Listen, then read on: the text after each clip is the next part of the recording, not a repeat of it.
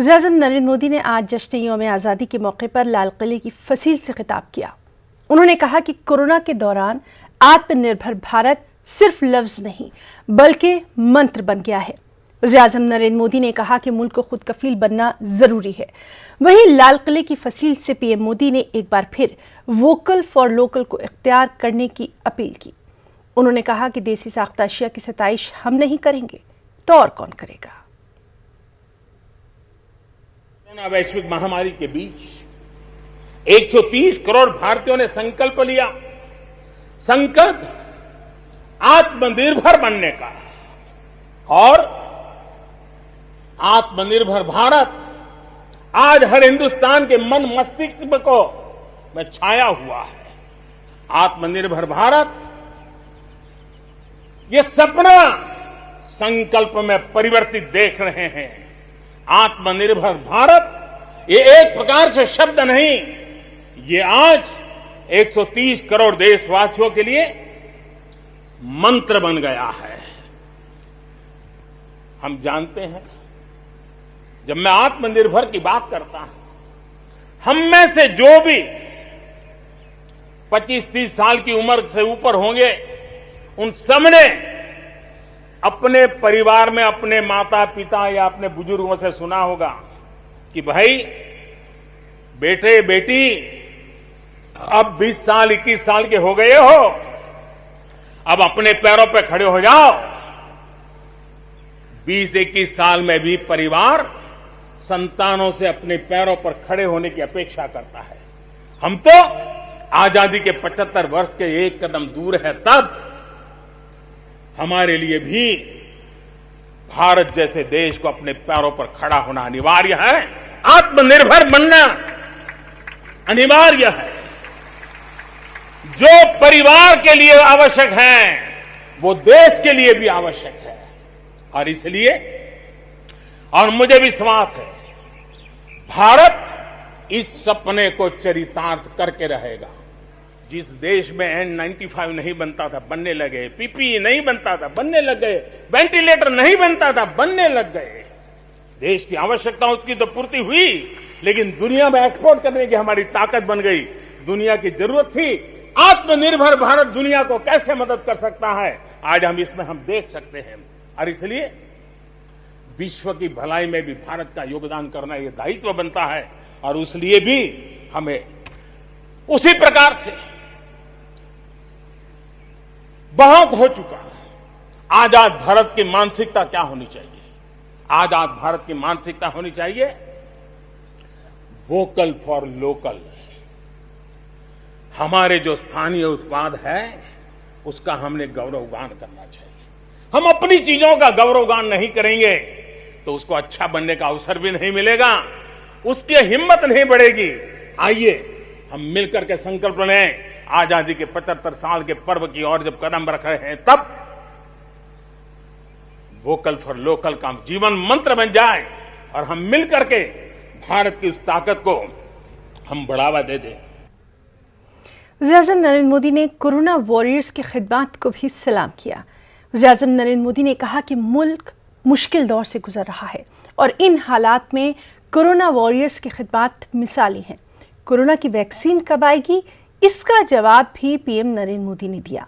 उन्होंने कहा कि साइंसदान कोरोना वैक्सीन की तलाश में जुटे हैं।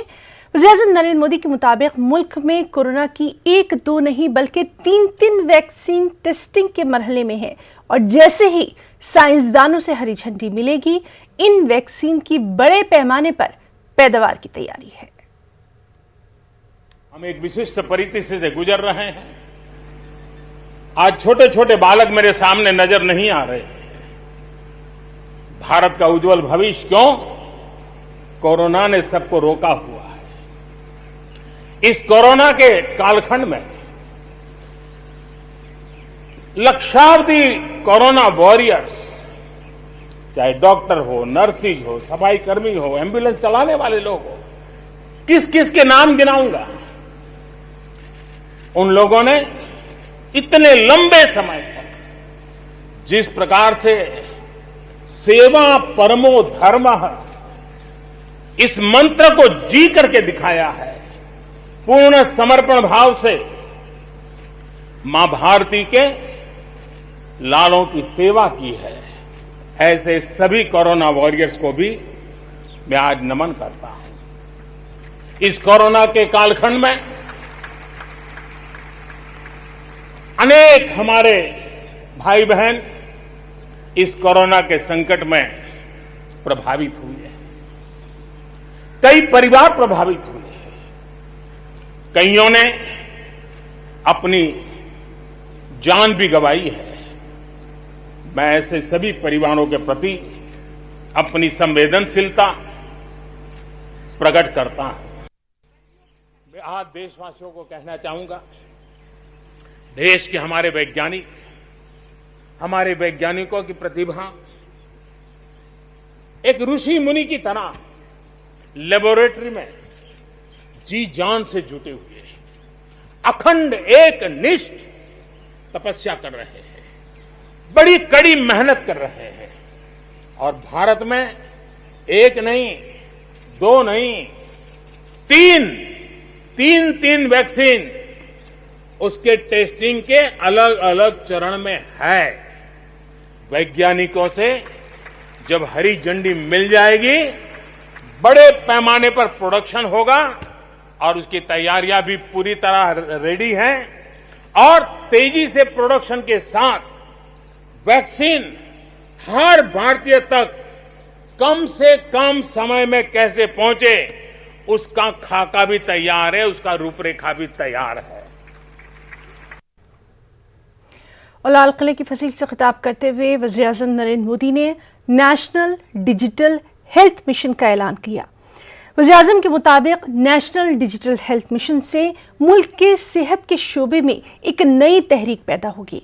इसमें हर टेस्ट, हर बीमारी दर्ज होगी, हत्ता कि डॉक्टर्स के जरिए दी गई दवाओं का भी तस्करा इसमें होगा।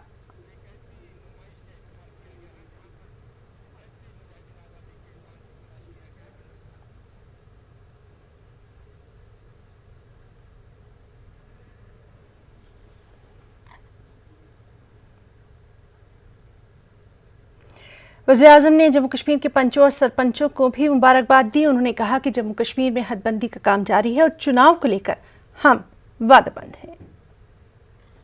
लद्दाख, करगिल, जम्मू कश्मीर एक क्षेत्र, एक प्रकार से इस क्षेत्र को एक वर्ष पूर्व 370 से आजादी मिल चुकी है। एक साल पूरा हो चुका है। ये एक साल जम्मू कश्मीर के एक नई विकास यात्रा का बड़ा महत्वपूर्ण पड़ाव है। ये एक साल वहां महिलाओं को, दलितों को मूलभूत अधिकारों को देने वाला कालखंड रहा है। ये हमारे शरणार्थियों को गरिमापूर्ण जीवन का भी एक साल रहा है। विकास का लाभ गांव और गरीब तक पहुंचाने के लिए बैक टू विलेजेज जैसे विशेष अभियान चलाए जा रहे हैं। आयुष्मान योजना को बेहतरीन तरीके से आज जम्मू कश्मीर, लद्दाख के क्षेत्र में उपयोग किया जा रहा है।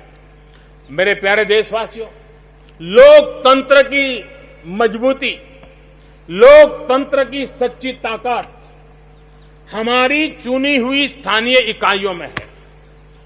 हम सभी के लिए गर्व की बात है कि जम्मू कश्मीर में स्थानीय इकाइयों के जनप्रतिनिधि सक्रियता और संवेदनशीलता के साथ विकास के नए युग को आगे बढ़ा रहे हैं।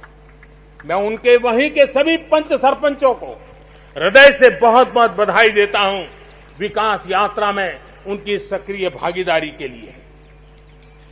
जम्मू कश्मीर में डिलिमिटेशन की प्रक्रिया चल रही है। सुप्रीम कोर्ट के निवृत्त न्यायमूर्ति के नेतृत्व में डिलिमिटेशन का काम चल रहा है और जल्दी से डिलिमिटेशन का काम पूरा होते ही भविष्य में वहां चुनाव हो, जम्मू कश्मीर के एमएलए हो, जम्मू कश्मीर के मंत्रीगण हो, जम्मू कश्मीर के मुख्यमंत्रीगण हो, नई ऊर्जा के साथ विकास के मार्ग पर आगे बढ़े। इसके लिए देश प्रतिबद्ध भी है और प्रयासरत भी है।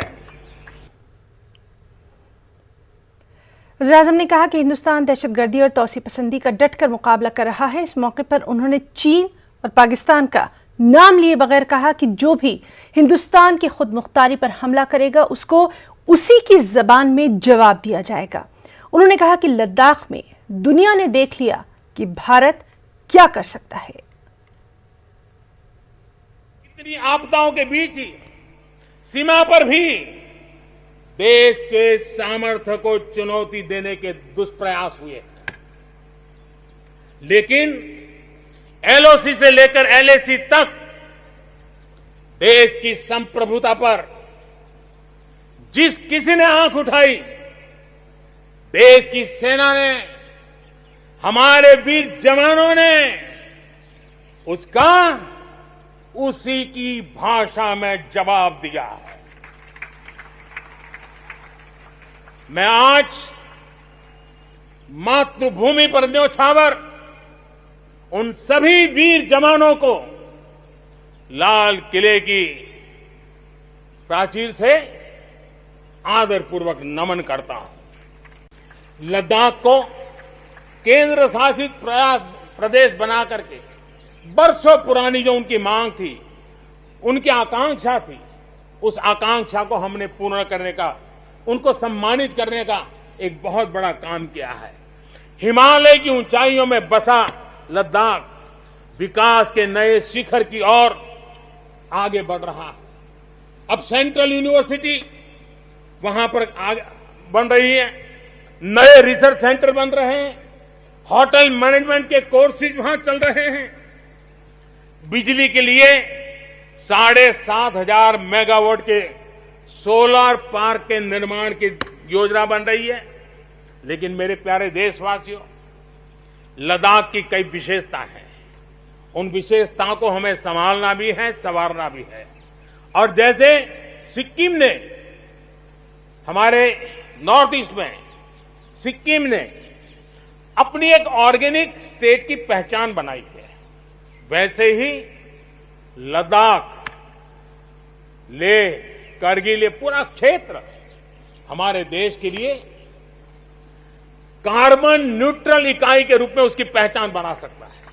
और इसके लिए भारत सरकार वहां के नागरिकों के साथ मिलकर के एक नमूना रूप, प्रेरणा रूप कार्बन न्यूट्रल और वो भी विकास का मॉडल, वहां की आवश्यकताओं की पूर्ति वाला मॉडल, उस दिशा में हम आगे बढ़ रहे हैं।